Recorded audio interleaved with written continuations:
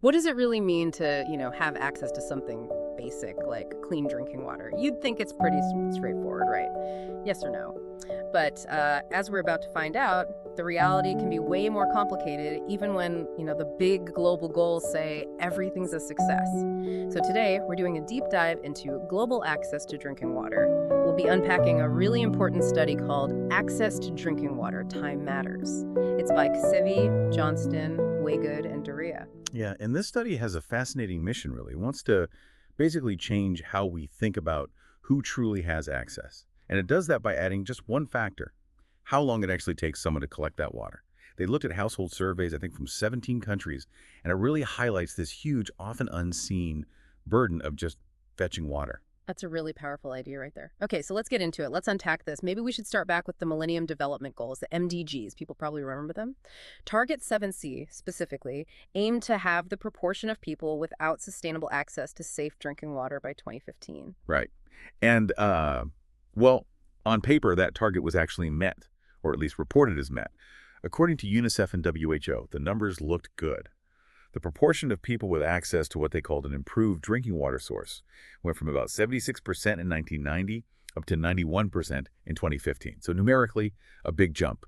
And that MDG indicator, improved drinking water source, well, it was basically defined as a source protected from outside contamination, especially, fecal matter. So things like piped water, protected wells, rainwater collection systems, that kind of thing. Okay, so wait.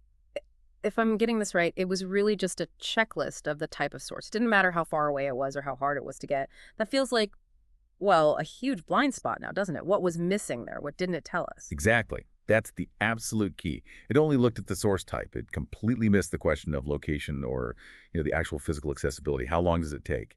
And the reality was, even in 2015, over a quarter, about 26.3% of the world's population, didn't have that improved source on their premises. They still had to go fetch it. Right. Let's really make that concrete for everyone listening. This wasn't just like a statistical detail. This meant millions, literally millions of people were counted as having access under the MDGs.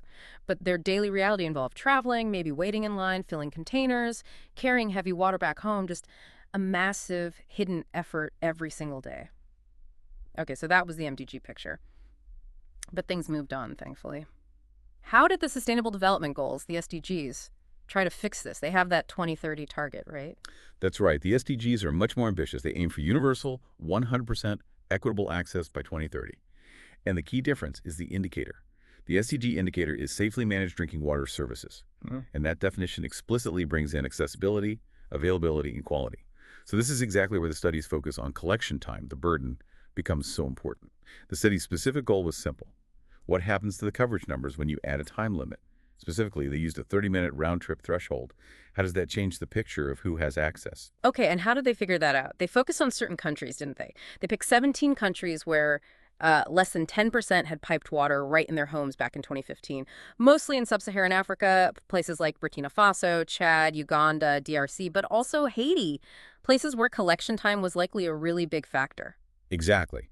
They used existing, reliable survey data. Things like the USAID Demographic and Health Surveys DHS or UNICEF's MIKESS surveys. And they simply grouped households based on the reported time it took for a round trip to get water. So was it on premises? Was it within 30 minutes? Or did it take longer than 30 minutes? And that 30-minute cutoff wasn't just random, right? It aligns with how the UNICEF JMP classifies things, too, like basic services within 30 minutes. Limited is over 30 minutes. Precisely. It's a recognized benchmark. Yeah. So the big question, what did they find when they applied this 30-minute rule? The headline finding is pretty stark. On average, across those 17 countries, the proportion of people considered to have access dropped by 13% when you factor in that 30-minute travel time. Wow, 13%. That's not a small adjustment. That fundamentally changes the story. Think about that. A 13% drop means millions of people who were previously counted as served are now seen in a different light. It really forces us to rethink what access even means on the ground. Absolutely. And digging into the details. Well, in some of these countries, up to 40% of the entire population needs more than half an hour to get water. 40%. Yeah. That's regardless of whether the source is technically improved or not. Yeah. In more than half the countries they looked at, over 1 in 4 households lived more than 30 minutes away from their water source, round trip. And about half the countries had an average collection time over 30 minutes. Can you do an example? Sure. The average time was lowest in Madagascar, around 14 minutes. Okay. but it went all the way up to 44 minutes in Uganda. That's the average. And here's a crucial point. Even for the improved sources, the ones the MDGs focused on, the travel time often stayed high. Yeah. So in Uganda, again, 38% of people using an improved source still took over 30 minutes to get there and back. Compare that to Madagascar, where it was only about 2% for improved sources taking that long. Huge variation. This really drives home the inequality, doesn't it? Not just between countries, but within them. It's not enough to just say, oh, they haven't improved. Well, if it takes an hour to get there, and it sounds like, yeah, people traveling further might be using worse sources sometimes, but even the quote-unquote good sources can still be incredibly burdensome. Just having an improved source clearly doesn't mean easy access. Exactly. And we know from other research, this burden disproportionately falls on women and children. That's a major gender inequality aspect baked into this. Yeah. There's also this really interesting related concept called the water plateau. Studies have shown something quite telling. If the water source isn't right there, like on your property, the amount of water a household uses drops sharply, almost immediately, around the 3-minute travel mark. But here's the fascinating part. After that initial drop, the amount people fetch stays surprisingly level, even as the travel time increases, up to about 30 minutes. It's like they hit a minimum needed amount and stick to it despite the effort.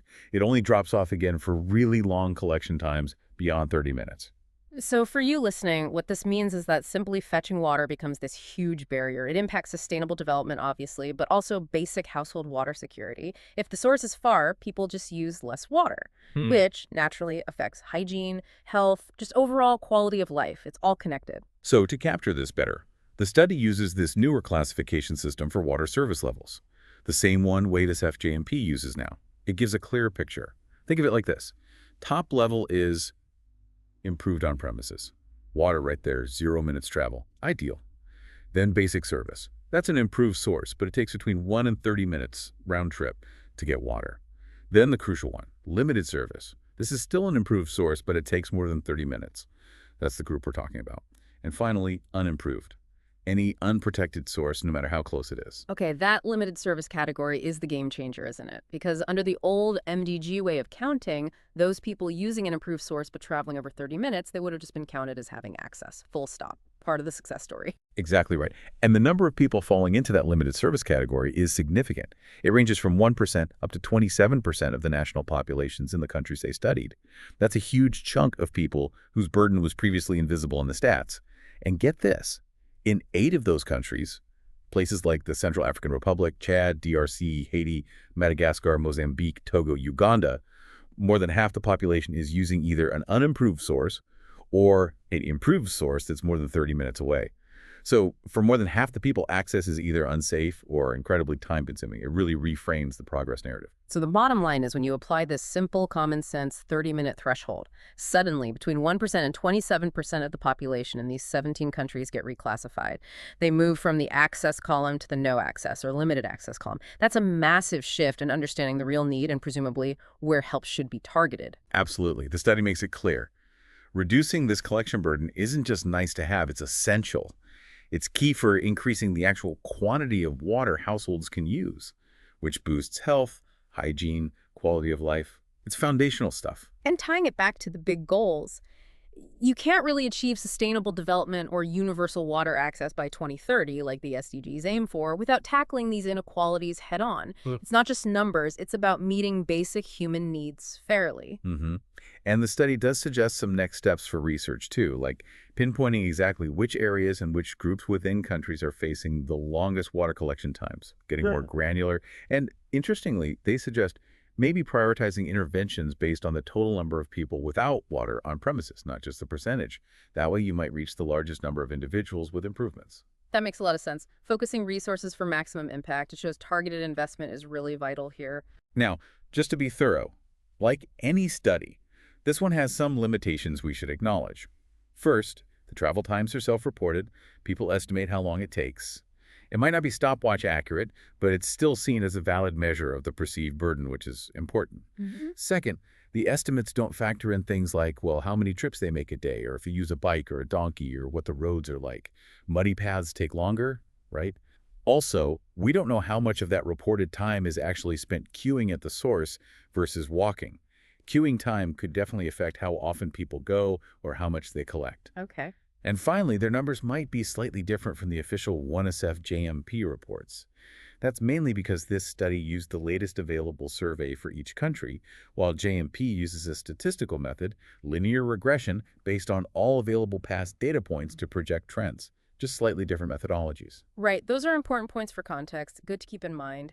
But even with those caveats, it sounds like the main conclusion is still incredibly powerful, wouldn't you say? Oh, absolutely. Despite those limitations, the study's core message is crystal clear. Adding time fundamentally changes how we see global water access. It moves us beyond just the type of tap, or, well, towards understanding the real human effort involved. So the big takeaway for everyone listening from this deep dive has got to be access to drinking water isn't just about having an improved source nearby. Time and distance, the actual burden of collection, they matter immensely. Yes, and that shift we talked about, from the MDGs focus on just improved source to the SDGs safely managed services, which includes accessibility measured by time, that's a really critical step forward. It helps us get a more accurate and frankly more equitable picture of who has truly secure water access and who doesn't. Yeah. It recognizes the human cost. So here's something to think about as we wrap up. This whole discussion about water shows how easily a simple metric, like improved source, can hide huge burdens affecting millions. It makes you wonder, doesn't it? What other areas, maybe in our own lives or other big global issues, might we be misjudging? Where else are we focusing on just one part of access? Access to food, healthcare, education, information, without fully considering the time, the cost, the effort, the real resources required to actually use it. What other essential services might have these kinds of hidden burdens that we're just not measuring properly? Lots to think about there. Thank you for joining us on this deep dive today. Keep exploring, keep asking questions.